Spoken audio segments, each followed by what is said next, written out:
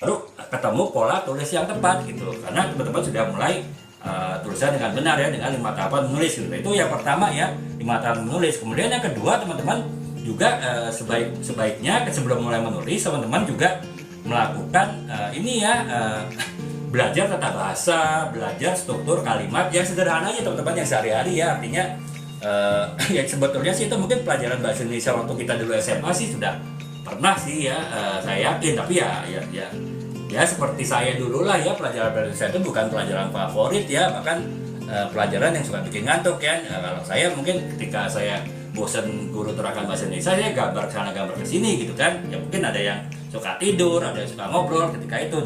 Nah kalau memang kondisinya seperti itu, teman-teman kurang paham mengenai struktur bahasa, tata bahasa, itu sebetulnya gampang sih teman-teman. Di internet banyak ya untuk mempelajari itu.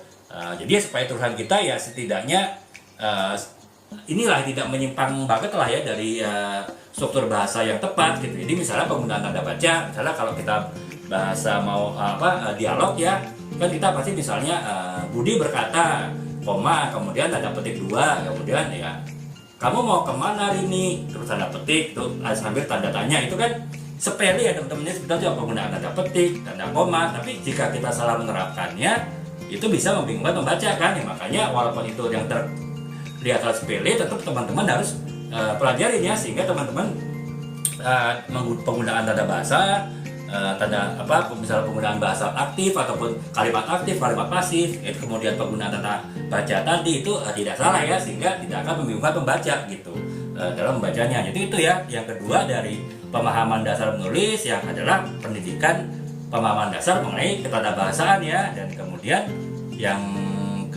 berikutnya adalah ya teman-teman kalau bisa banyak membaca ya. Artinya sebelum teman-teman mau mulai menulis ya teman-teman sebaiknya banyak membaca ya, jangan seperti saya gitu teman-teman. Ini terus terang aja teman-teman ya.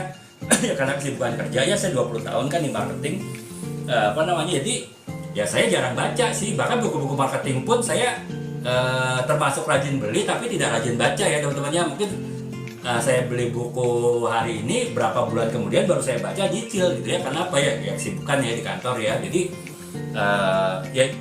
tapi saya juga nekat tulis buku-buku ini ya, buku seperti buku tadi dijelaskan teman-teman, buku Branding for Branding Company ya.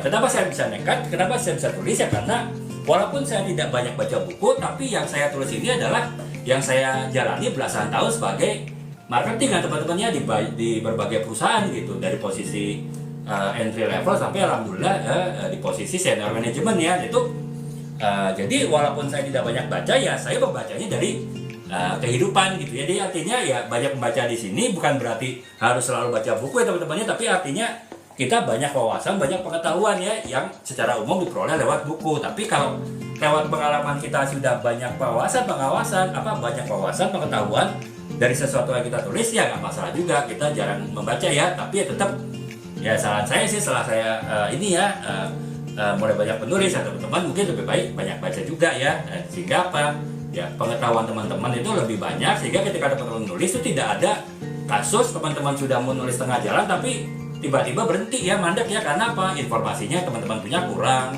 kemudian data-data yang teman-teman punya kurang, ide teman-teman itu mandek karena susah mengembangkannya. Nah itu kan kalau kita sudah banyak baca sebelumnya ya kita bisa menghindari hal tersebut ya. Nah saya ya karena dulu belum tahu, jarang membaca dalam arti baca buku ya teman-teman ya. Kalau itu tadi kalau membaca dari pengalaman ataupun membaca artikel internet sih sering gitu ya. Tapi ya kalau memang teman-teman bisa baca buku itu lebih baik, terutama teman-teman yang ingin nulis novel ya. Misalnya teman-teman ingin nulis novel mengenai novel roman, novel percintaan ya teman-teman, semakin banyak baca novel roman itu semakin baik ya. Atau teman-teman yang menulis novel misteri ya, semakin teman-teman banyak baca buku-buku novel misteri itu semakin baik, teman-teman bisa mengembangkan lebih baik ya. Ya jangan seperti ini ya, seperti saya kayak lagi-lagi ya, saya ya terus terang saya tadi kan disclaimer kan bahwa yang saya sampaikan di sini adalah idealnya seorang penulis pemula bagaimana merintis jalan sebagai penulis ya.